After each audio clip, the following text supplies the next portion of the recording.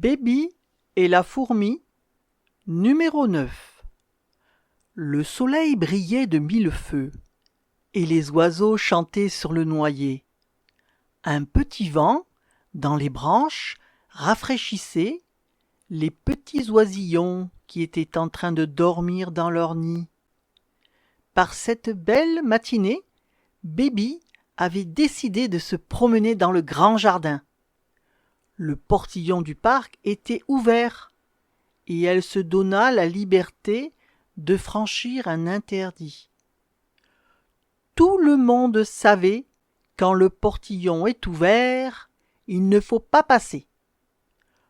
Tout le monde le savait, mais Baby avait décidé de dépasser cette interdiction. Qu'est-ce qui lui avait passé par la tête?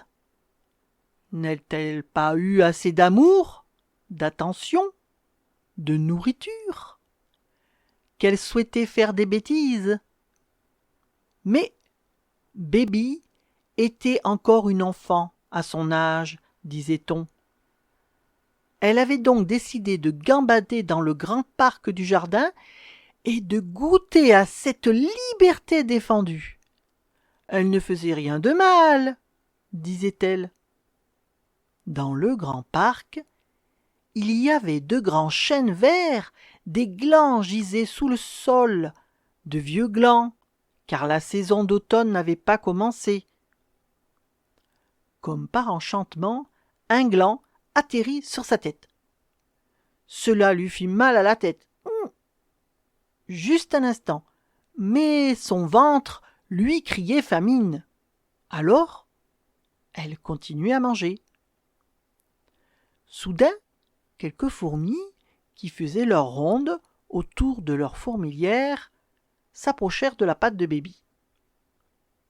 L'une partit effrayée par cette énorme patte. L'autre courut prévenir les fourmis.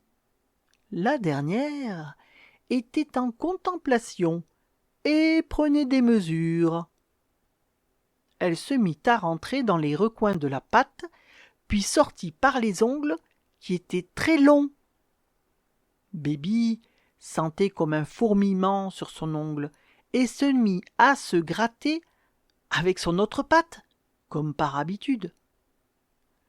Mais on entendit comme un cri. « Non, arrête, ne m'écrase pas, je t'en supplie !» Ces mots venaient d'en bas, tout près d'elle.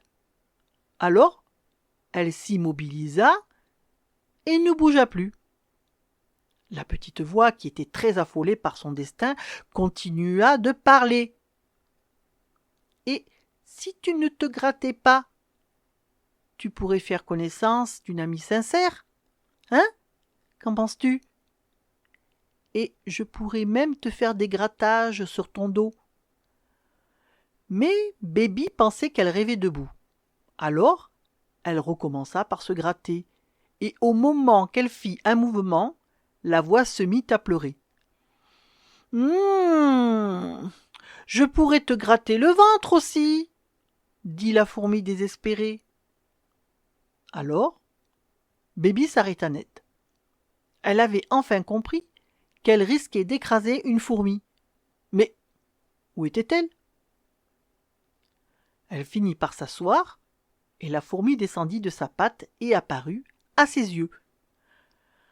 « Ah, enfin, je ne t'ai pas fait mal, petite fourmi, » dit Baby. « Non, je vais bien.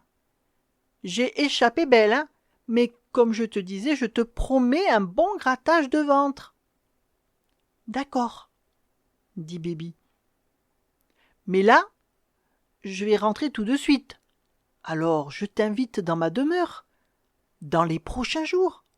Dis, tu viendras? »« Oui, promis, avec grand plaisir, » dit la fourmi comme un soldat.